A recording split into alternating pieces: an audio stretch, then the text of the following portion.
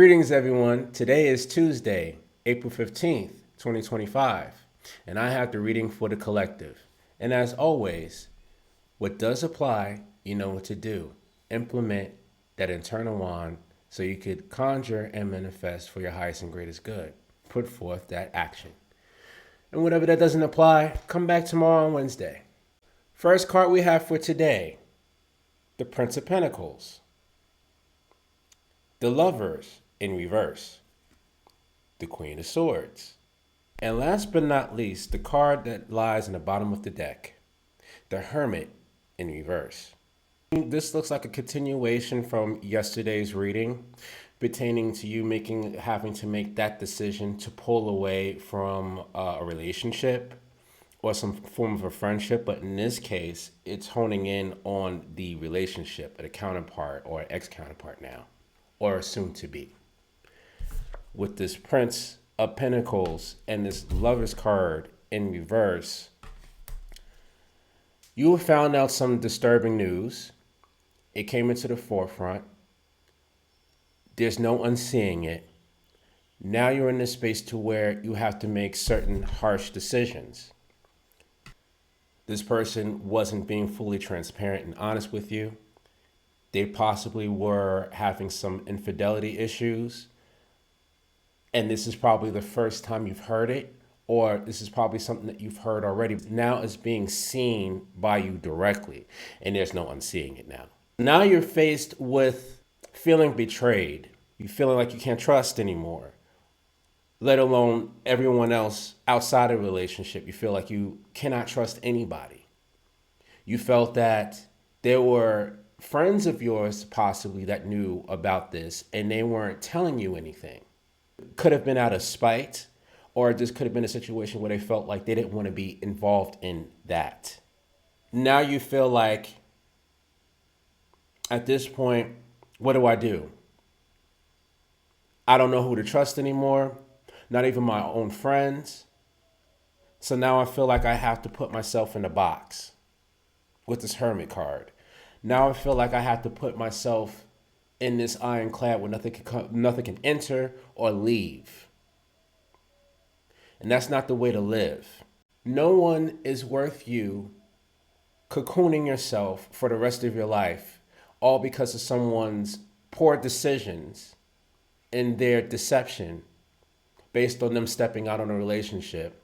And they weren't man or woman enough to tell you that they're just not happy in a relationship, or they're not feeling fulfilled in that relationship, or they feel like they're being held back by you. But a lot of the times people do this because they feel that they're missing out on the world. They're missing out on fun. They're missing out on opportunities. And being that social media is absolutely over-sexualized, especially if your algorithm is set up a certain way, temptations is always going to be around. There's always going to be someone out there that's going to display something you may not have or may not possess. But one thing that I would definitely give an advice on, you don't ever let anybody that stepped out on you in a relationship make you feel like you're less than, that you're not good enough. That internalization that you place on yourself, it isn't fair. All it's going to do is keep you in a space of perpetual distrust, bitterness, anger. And everyone else around you don't deserve that energy. Because there's actually people out there that actually love you for you and see you for you. But at the same time, they don't want to be hurt either. They don't want to be betrayed either. They don't want someone to go out there and be toxic towards them and what they're trying to build and what they're healing. So with the Queen of Swords, I want you to check out something. You see this couple right here? It's intertwining with you being aware, and you knew there was something that you knew, something that was already in your mind already. You already had a hunch about this going on, this infidelity, this betrayal going on. But now you're in this space to where now you're going to speak up about it. You're going to be a little bit more sharp with it and sharp tongue because you've had it. You've reached a space to where enough is enough. If you weren't happy with me, if you feel like you want to go out there and have your fun, if you feel like I was restricting you from making certain moves, this could have been dealt with during a conversation. No one is obligated to stay if they don't want to. If they do not want to stay with you, let them go. But that conversation is something that adults don't do because it's awkward, it's cringy. It's one of those conversations that makes people feel icky in the inside. That they can't express themselves in that way because they feel that by talking about this and saying this, they feel worse versus actually doing the action behind the scenes and never telling you. This is wishful thinking, right?